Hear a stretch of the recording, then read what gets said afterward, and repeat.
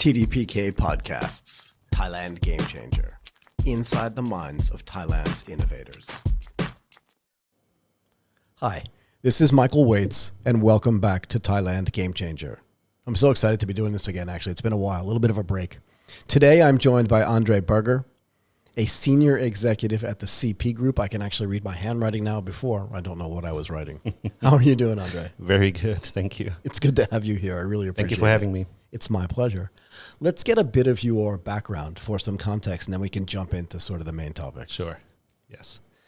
Yeah, so as you said, my name is Andre. I lived in Thailand now for almost 11 years. Time is flying. Wow. And so I think that the journey before Thailand is maybe less interesting, so let's jump right in. Tell me. Why I came to Thailand. I think like a lot of foreigners that are in their 20s, they come either through traveling or through studies. Right. So for me, it was through studies. Okay. And so I had the pleasure of spending about 6 months at a university in Bangkok. Which one? ABEC, Assumption ABEC. University. Yep, Yes, great. very interesting. Yeah, and not that far from here, actually. Yeah, they have two locations actually. One is in Hua Mak and one is in Bang Na.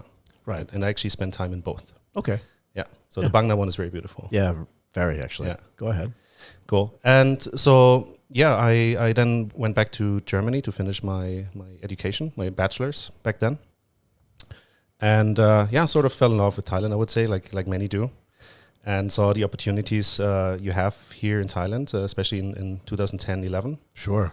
And was looking for an internship. So I think that was the logical next step to sort of see Thailand from a different side. So university is one thing, but then I think corporate life is obviously another. So I spent a couple of months at a German company called Siemens. Okay. Quite different from what I'm doing now. But that was sort of my first professional experience here in Thailand. Got it. And was that your first professional experience anywhere, or did you work before that? Internships, mostly, yeah. So what were you studying at ABAC? So it's not a real field that you study. So basically, my background is actually real estate. And so it's a mix of business and engineering. Got it. Real estate management. Got it. So luckily, ABEC has actually a real estate faculty. I didn't know that. Okay. Yes, they do. With very interesting teachers as well from the big developers. But I only had about half of the courses related to real estate. Okay. And then the rest was traditional business and accounting, stuff like this. And then you went back to Germany? I went back to finish my bachelor. Okay. So I had to do the exam and everything. Right. And was obviously then a bit of a weird discussion with myself whether or not I would start my professional life in Germany or in Thailand. And I decided to come back. And so it's really interesting. Yes. I did a similar thing, although maybe in a little bit of a different order. I did a study abroad in Japan. Okay. And I was there for 6 months, almost a year. Studied Japanese. When I went to Japanese university, just similar to like you did, was taught in English. So it was an international program. Same. And when I went back, I had another year of school. So I went home, graduated, and I thought, do I want to go to Japan and work? Because my whole experience there was not as a tourist, but sort of as a guest. Yeah. Right? True. You know the difference, right? So I still feel like that nowadays sometimes. Yeah, of course. And I always say look, there are plenty of foreigners that come to Thailand and frankly to any other non-home country. Right. And they complain. They do. They do, Too right? much. They complain way too much. But it doesn't matter where you go. There are plenty of people that go to France and complain. There are plenty of people that go to Germany. Why don't they do it the way we do it in Spain? Whatever it is, right? Yeah. And it always bothered me. It is. Yeah. So one of the reasons maybe why I'm less active on social media nowadays is because of the negativity, but that's part of things. But I had we have to learn to ignore. Yeah, I had the same discussion with myself. Should I go back? Because I was so in love with my experience in Japan. Right. Do I want to ruin it by then going there and working? But I did that, and I stayed there for 22 years. Wow. Impressive. Yeah. So I like the fact that you've been here for 11. Yeah. Yeah. Yeah, I think in general, and maybe that's also something to share. Probably Tell me if you have the same idea about it. I but will. I think, especially during your studies in university, there's not so much downside doing such things. No. Right? No. What can go wrong in the end? You can always go back and continue your studies there or get a job there. Right. So I think it's actually way more upside than downside in many ways. Cultural experience, different kind of work experience. Sure. And then in case for Thailand, of course, one of the reasons was really that I saw a lot of opportunities working in whatever field, actually. Yeah. So it was a bit of a lucky shot then, sort of starting in e-commerce very early, which is not related to real estate. But I thought that's something I want to do, something I want to experience. What was your introduction to e-commerce? So many maybe don't know that, but Lazada in Thailand was founded by a German company called Rocket Internet. So some know, some not. The Sommer brothers. The Sommer brothers, correct. So they've been also here a few times. They actually started a couple of companies. Solora, which is not here anymore in Thailand. Wait a second. Yeah. They started a couple of companies. It's the understatement of the century. Yeah, but they really went full on in Southeast Asia. Because they thought there was a massive opportunity in emerging markets. Right. But anyway, go ahead. Yeah. And I think it's pretty similar, maybe just to elaborate this quickly, why they started multiple businesses. Right. I think it's similar to VC businesses. You don't have to have a successful company with everything you start. No, you so don't. If you start 5 and one is like Lazada nowadays, I think they sold it for 3-4 billion back then to the Chinese, to Alibaba. But that's basically why they're doing it. Absolutely. Yeah. Yeah, I mean, look, the Rocket Internet model is well known. It is. I wonder why recently you don't hear as much about them. I think there are multiple reasons. Yeah, there are. But sure. The success that they had, particularly in the early days of the e-commerce businesses in Southeast Asia, is incontrovertible. Yeah. Yeah. Right? Yeah. So that was your first experience. It's yes. And I took the opportunity because actually Rocket in Germany, when you talk to friends and colleagues and so on, had a slightly bitter taste, probably because they do business very differently. So it did here too. Yes. Yeah, sure. But then in Southeast Asia, it's not well known, right? What they're doing and so on. The comps or the comparisons were very different. Yeah. Right? Because there was nothing really to compare it to.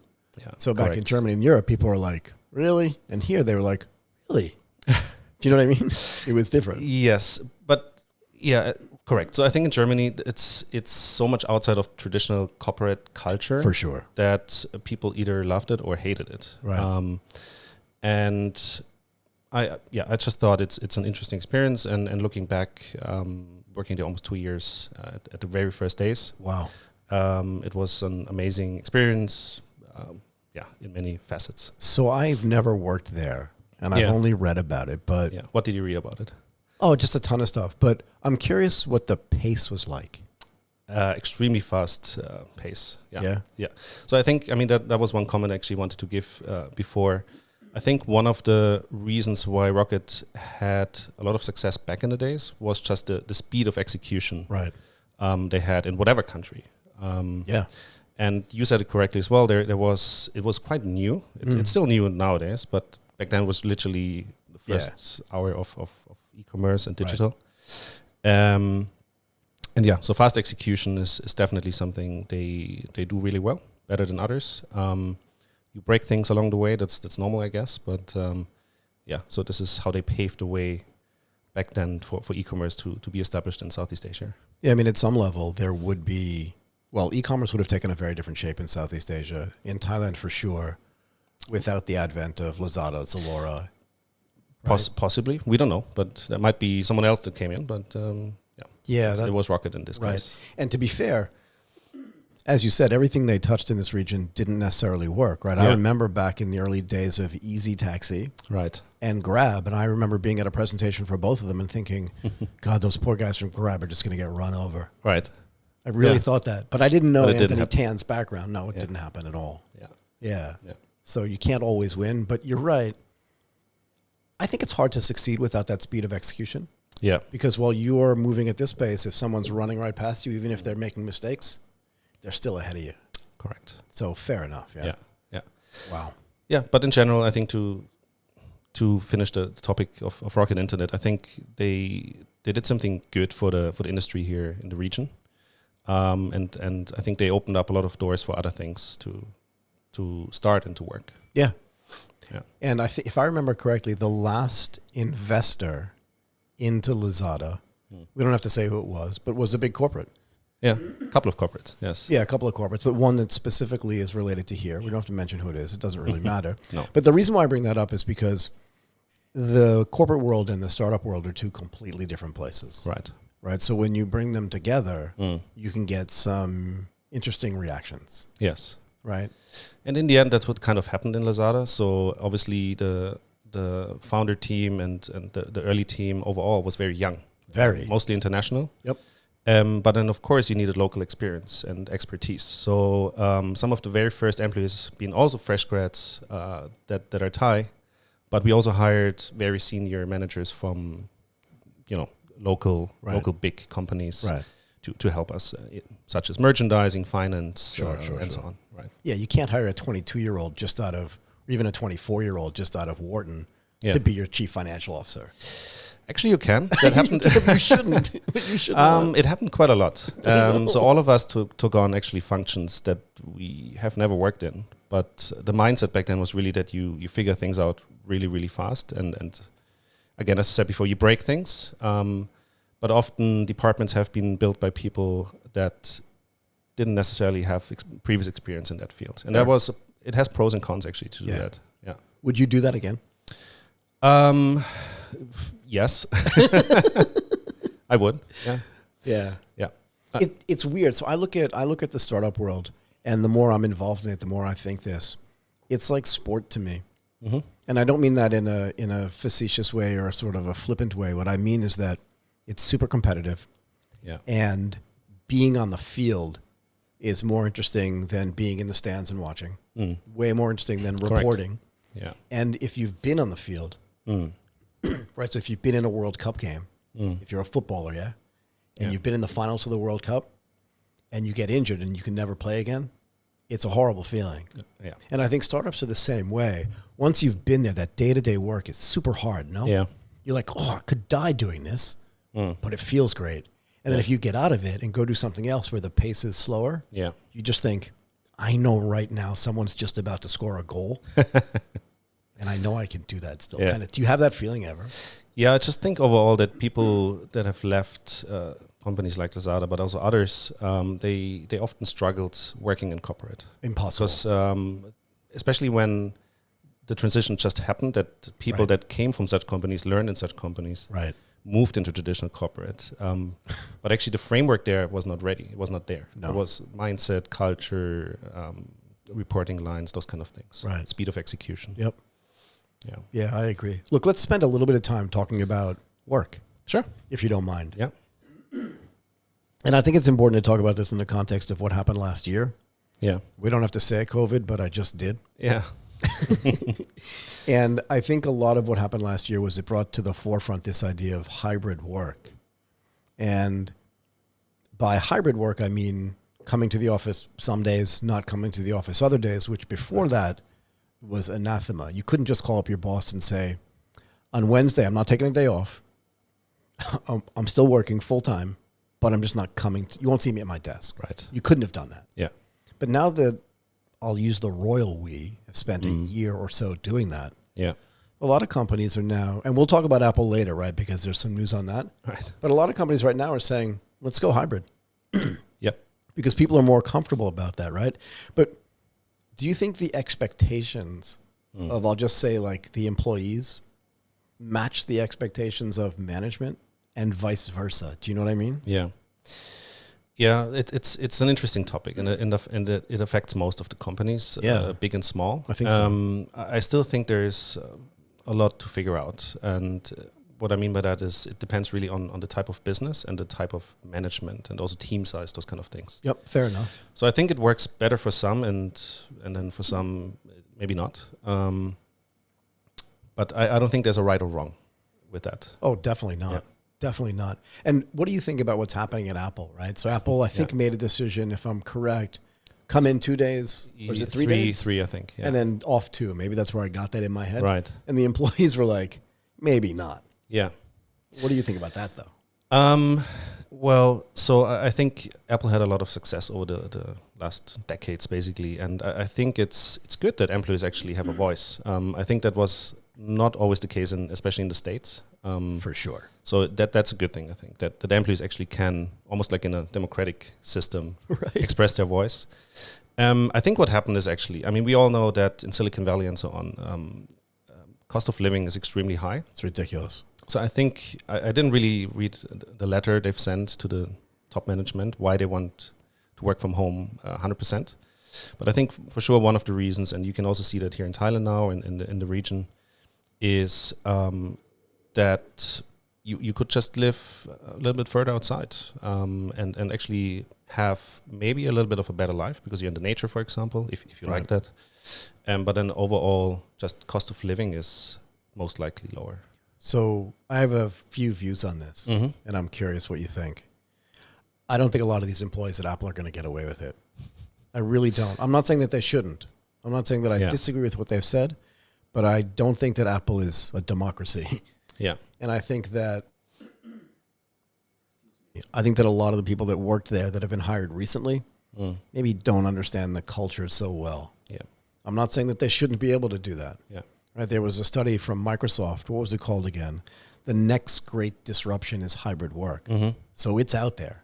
Yeah. And actually the end of that title was, are we ready for it? Yeah. I'm not 100% sure that a company like Apple is ready for it.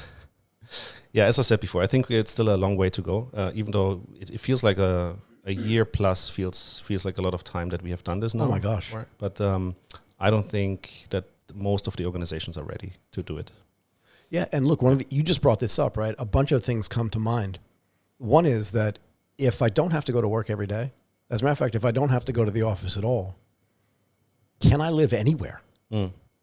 Correct. Do you know what I mean? In other words, let's say, and I'm just going to pick a number, let's say in Silicon Valley, the average salary or the median salary, it's like $125,000 a year. Something like that. Yeah. Right? And let's say that I agree to live in Thailand because I want to live here and I'll work US hours. Yeah. And I agree to live in Thailand for $115,000 a year. Yeah. That's a good point. That was actually something I wanted to add. Go ahead. So for sure, I think if employees request working from home 100% rather than 3 days in the office or whatever it is, 2 days, I think they probably didn't think about the troubles they might have afterwards, because as you said correctly, you can now suddenly have the same skill set and the same kind of function you need living somewhere else. It doesn't even have to be the States. And then obviously the salary structure has to change. Right. So this is the concept that I'm talking about. But I think it goes really deeply here. The first is, let's just say I have a job in Silicon Valley. I'm making $125,000 a year, and I propose to Apple or to whomever I work, I'll take a discount of $10,000 and I'm going to move to the other side of the world. I think that will happen a lot. Right. But let's say it does. And let's say, but I want you to allocate that other $10,000 for the 4 times a year you want me to come home and go to a meeting. So I don't have to pay for it. Because at $2,500, I should be able to fly back to San Francisco, stay in a cheap hotel. It doesn't have to be like the Four Seasons up on the hill. Yeah. And I go to meetings. Right. And then I fly back here. Possible. Right? So that's possible. But what do you think the implication is for a place like New York, London, Berlin, Frankfurt, where the central business district has always been the place where people commuted from the countryside in, whether it's an hour by train or an hour and a half by car. If everyone still wants to, let's say, work in Berlin or in Frankfurt, but they want to live in the suburbs, I have this feeling that like CBD, central business district, real estate values go down. Potentially. And then suburban houses value goes way up. Yeah. Because more people will say, I only lived on the Upper East Side so I could get to work easily.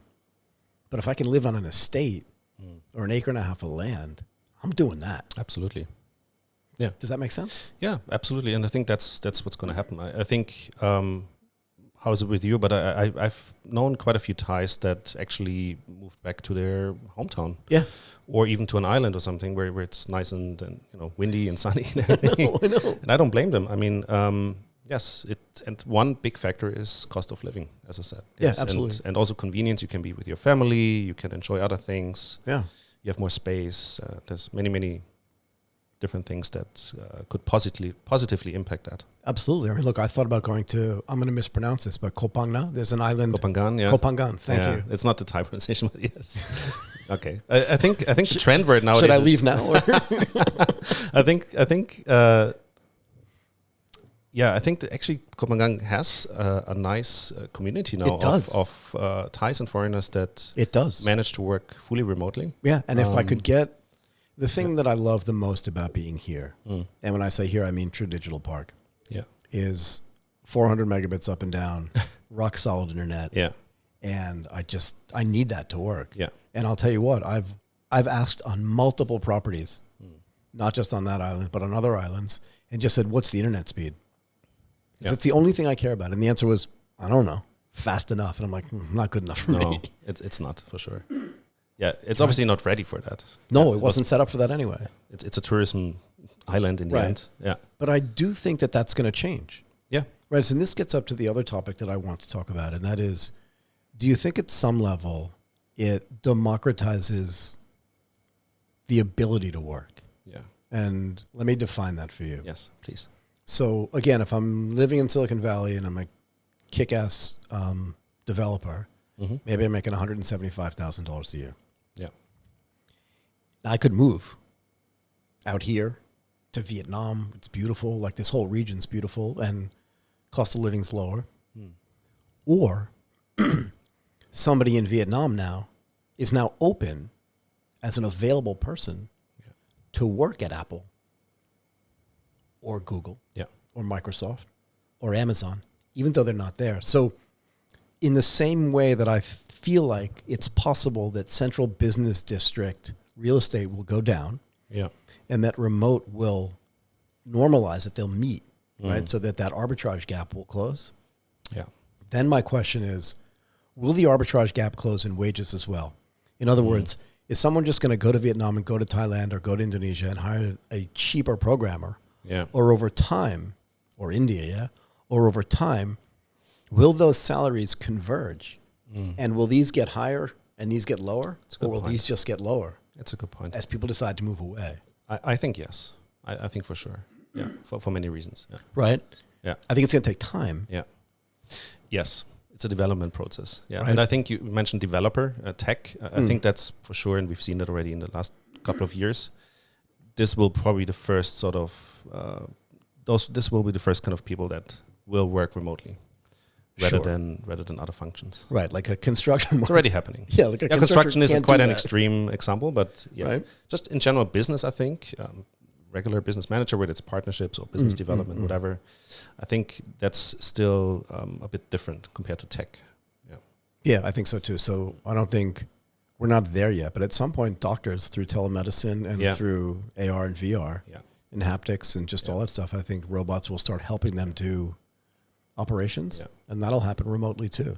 But then there's this one thing I'm also discussing with friends and colleagues. I think the whole topic of networking is coming a bit short. But then here the question is, go ahead. Yeah, is that really something? Is it just because we are used to do networking physically, or is it just that? Yeah, there's many reasons why this will be. So it's a great point. And again, I want to go back and reference this Microsoft study that they did about modern work. And one of the other things that they found was that people feel like they're less connected to their networks.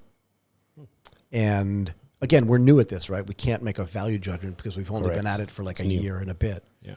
But I like to say, like in my old job, when I had a job at a big company, there were all these sort of serendipitous meetings. I'd run into you at the water cooler and just be like, hey, did you see the game last night? Or what do you think we should do about that issue? I know we had that meeting last week, but what do you think we should do about that thing? Yeah. And you're like, well, I didn't want to say it in the meeting because I wasn't 100% sure, but I've done more research now, and how about that? And I'm like, that's a killer idea. Yeah. And then we do that. Yeah. But I'm never going to run into you in the hallway over Zoom.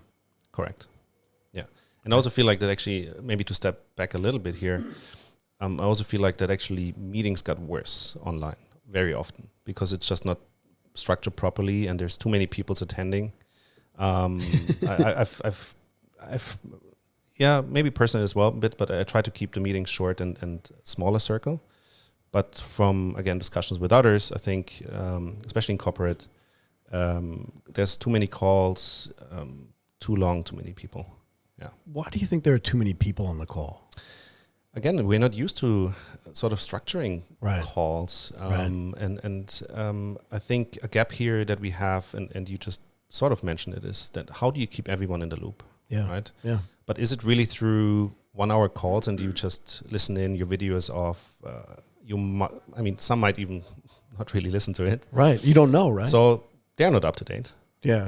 Yeah. Some do, some not. So, but I think there's still a lot to figure out. But this is a really important thing that a lot of people have not mentioned, and that is, if we're sitting in a room like this and there are 6 people in here, I can look around the room and see who's paying attention. Sure. Right? Yeah. And I imagine me being able to just like press a button and ghost myself in the room so I can like chat with my girlfriend or do whatever I want and then press the camera back on Perfect again. example. But you know what I mean? Yes, absolutely. You can't do that in the real world. No. Now, that should not be possible in a regular meeting. Correct. So Right? I think there's still a lot of figuring out to do, and the way of working will change. Absolutely. Let's say it like that. Absolutely. Yeah. But what do you think about, I mean, it's more of a broader topic, right? But what do you think about digital transformation in the context of big corporations anyway? Yeah. Like, are they doing it? And if they are doing it, are they good at it? Yeah. Just in general terms. And if they're not, what are they doing right? What are they doing wrong? Like, how does that work? It's quite a complex topic. So Yeah. maybe we Take try to pick a couple of topics. as much as you want.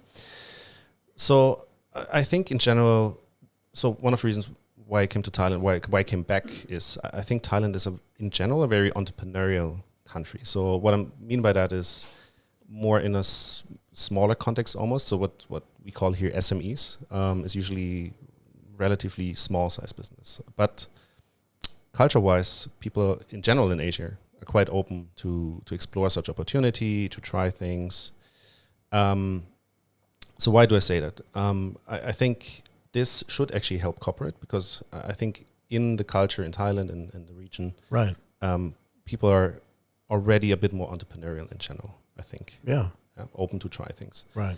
Now, we talked about Lazada before. I think the mindset that basically you can put almost any person onto a task or project, and there's obviously a chance to fail, but there's always a learning and there's always growth with that person. And that's something I luckily see developing in corporate now, but it took a while to get that mindset that it's okay to do something and fail rather than not doing it at all, and then basically not having a blame. I never had that at work. Never. Yeah. It was either you did something, you succeeded, or you did something and you were out, kind of thing. Sorry, Yes. go ahead. Yeah, and exactly. This should not happen. No way. So if corporates in general, in a bigger picture, want to innovate, it starts with culture and basically accepting that employees can do things and teams can do things that don't always have to lead to the perfect success in a project. Right. Yeah. Yeah. I mean, again, I like to make sports analogies. Imagine if you're a footballer. Game 1, you score a goal. Game 2, you score a goal. Game 3, you do. Game 4, nothing. Game 5, nothing. You're out. Yep. I'm out.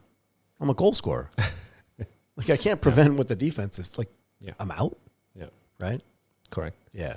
So that's one big topic. And then I think big corporations for a long time actually watched those companies like Shopee and so on, and in whatever industry, right? It can be Fintech, InsurTech, whatever. Any kind of smaller, more nimble company, yeah. Correct. Yeah. So I think they've been watching and recognizing for a while. Also often they brought in leaders from such companies and think they can now start the innovation process within the corporate, but it's way more than that. It's not just one person or a small team. Right. It's also again a longer process, and that's okay, right? It's not an overnight thing to suddenly be an innovative company. And I think there's multiple ways to actually start being innovative. Tell me. It can be either integrated within existing teams. That's obviously needs a bit of more effort. Right. But you can also start sort of with a separate team that takes on certain challenges, certain things top management wants to try and test. And so there's 2 ways to do this, I think. Yeah, so I had somebody from BCG, Boston Consulting Group, from the venture side in Singapore on the show.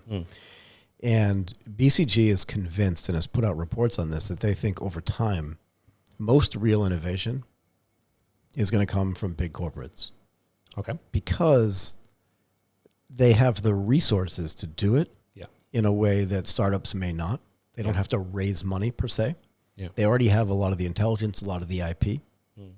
And that if they learn, and corporations can learn, this is their thesis, I'm summarizing, but if they can learn how to do that innovation and are happy with cannibalizing their own businesses, then most of the innovation should come from there. Yeah. Yeah. And if they can hire the right people, because this is what I always said, there's a big business called eCommerce. I'm sure you've heard of it. Sure. Yeah. And when they first started, someone said, well, Amazon's just going to come in and disintermediate you. Yeah, that was a comment I've heard a couple You've of heard times. that. Yeah. And I always remember one of the things I said was, well, Amazon can come in here, but to hire the right people to fit inside the Amazon business, they're going to have to hire Paul and Tom and John and Pierce, and they're not leaving. Yeah. So if they want to hire the B team, go for it, but then that's not going to be Amazon. Yeah. Yeah. Right? Yeah. So these big corporates have to get comfortable hiring the right people early enough. Yes. Anyway, I'm just giving you a perspective on this, right? Because it's possible. Yeah. But I think the summary of this is that it's still so early. So All early. of this is so early. So early. A lot of people don't realize that. No. E-commerce is so big now, blah, blah, blah. It's not. No, it's not. Tiny. It's tiny. And Martin and I do a whole show on e-commerce. It's not solved yet. No. Because it's not. No, and it's ever evolving, right? Yeah. New players come in, customer behavior is changing, new things pop up. So you've been involved in the startup ecosystem in Thailand. I mean, if you were there at Lazada, essentially from the beginning. Yes. So you're not too old to remember. Actually, not too old to remember anything, to be fair. I'm not even sure you're old enough to ride that motorcycle you rode. But I'll let you slide. Barely. Yeah. I won't tell if you don't tell. But in your experience in the startup world, in the corporate world, living in Thailand for 11 years, it's a long time, right? Most foreigners don't stay that long in any particular place, not just in Thailand. What do you think needs to change or to evolve so that the ecosystem in Thailand, it's already good for startups, but is even better? What's going to change the game? Okay, that's a super interesting question. I think in general, those people that have been in this particular industry have to start giving back. So I think that's the first thing. So that's one of the reasons why I often agree on mentorships, for example. Whether it's through private networking or through digital now here with some of the startups participating. So that's definitely one thing. Right. To sort of skip the step that people that want to start a tech company or a digital company don't first have to work in a company that's already there and gain experience. Right. But actually, you can execute that idea you have, and there are mentors in the market that again, as I said, give back and try to support. Sure. Whether it's through networking or fixing problems, giving ideas. Yep. And then I think another big topic is the funding situation in Thailand. That's unfortunately a bit of a bottleneck. Why often startups don't get out of the early phase and into hyper growth phase. So tell me, can you be more specific? And I'll tell you why. I wrote down in my notes as a sort of adjunct to this question, angel and seed funding, legal infrastructure, stock options, convertible notes, all these things, right? Yeah. Most of them are related to funding. Correct. Yeah, there's a couple of topics. But for sure, one feedback I hear over the years, and it's still persistent today, is that it's very hard to get angels funding seed rounds. And it's slowly improving, and often you have Chinese, Singaporean, or US investors. So they are open actually to invest in the market here. But then there's very little happening on the ground compared to other countries. And why do you think that is? I don't know, actually. It's so okay. Let's see how much I can go into that. But I think often corporates here in the region fear competition a little bit, and often VC funding also comes out of family offices and existing corporations. Fair enough. But we sort of have to embrace competition more, I think, and see it as a way to grow the economy itself. Okay. Yeah. So to keep it more neutral. That's okay. But my view on this, I don't have to necessarily be as neutral. My view on this is this, and that is that there's a generation out there that reminds me of JP Morgan. The names are, and the Rockefellers. There's a lot of wealth concentrated in a small place. Yeah. That's normal. It's completely normal for developing economies. If you go back to the early 1900s in the United States, it was no different. Yeah. But the next generation, what happens over time is they have other ideas. Mm-hmm. They have to pull funding from wherever they can find it. And as soon as they succeed, and it doesn't require that many of them to succeed. And remember, their whole goal is nobody wanted to necessarily destroy Standard Oil. Yeah. Right? And JP Morgan's still around. Yes. But the idea was, what can we build that they haven't built? And then turn that into a gigantic company. And then what happens is that those success stories start to fund the next generation. Mm. And I'm convinced that that's going to happen here in Indonesia and everywhere else, because that's just the normal wave of economic development. Yeah. Maybe it's just a bit slow to get there.